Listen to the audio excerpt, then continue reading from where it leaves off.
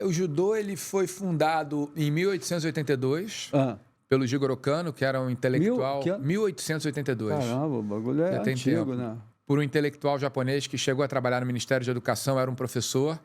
E, na época, as artes marciais no Japão eram genericamente chamadas de Jujutsu, né? E ele pegou o que ele achava que tinha de melhor de todas essas escolas, porque eram muitas escolas espalhadas pelo Japão, e ele criou um padrão, né? um código de valores e princípios, e a partir desse código de valores e princípios, ele montou essa nova modalidade, né? Ele troca... Jujutsu é arte suave. Quando você vai para o judô, você troca o jitsu pelo do, aí transforma em caminho suave.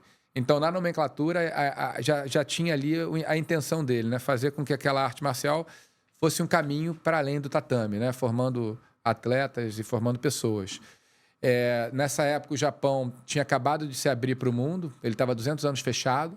Aí tem a história dos americanos, né, que entram reivindicando, né, que fizessem comércio com eles. Eles acabam tendo uma abertura forçada porque os americanos têm arma de fogo, os samurais, que eram a elite guerreira do Japão, espadas, então eles perdem ali a luta. E o imperador Meiji, na época, ele faz um caminho de ocidentalizar o Japão.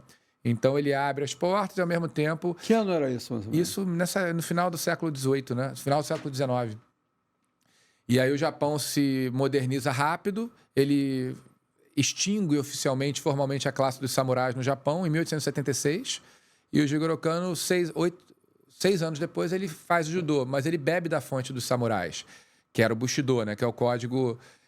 do guerreiro, né? Como ele diria. É bonita essa... E aí o Jigoro Kano começa a montar essa estrutura toda, que vão ter os princípios. Somente se aproxima da perfeição, que é a procura com sabedoria, constância e, sobretudo, humildade. Quem teme perder Humildade, já está vencido. Né?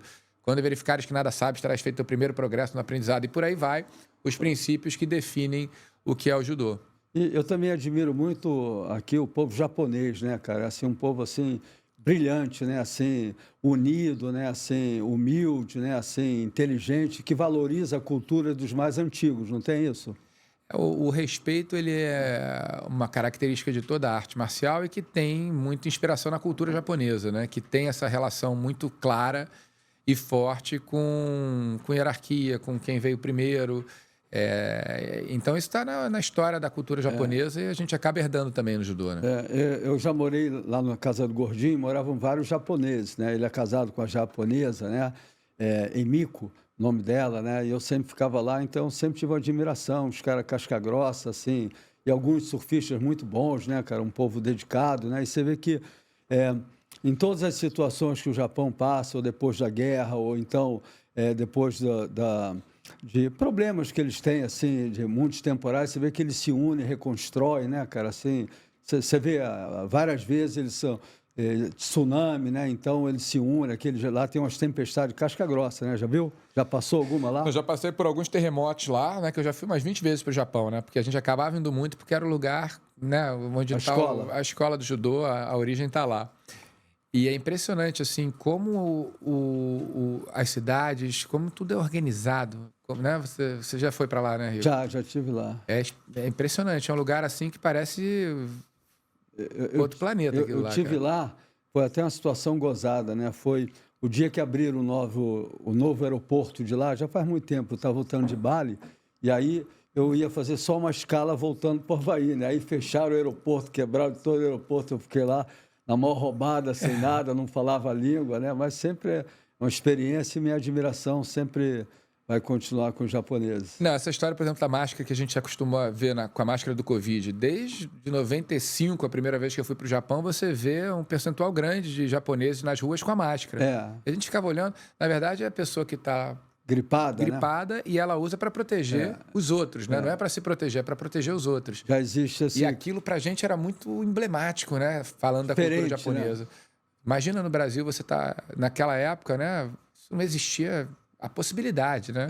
Ou seja, as pessoas pensam na sociedade, né? Não pensam só em si. Pensam no todo, né? Então, isso você vê... Esse é um pequeno exemplo, assim, de como funciona a mentalidade. E também lá, a população é muito grande, né? Demograficamente é muito...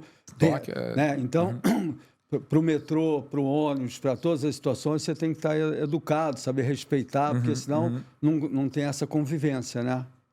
No Japão, cara, eu acho que é uma experiência, quem puder ir, vale a pena, porque é um choque assim, de realidade muito grande e você aprende muita coisa ali, né? Com todo minimalismo, a maneira como eles conversam com A você. cultura deles, né? E eu estava lendo sobre longevidade, né?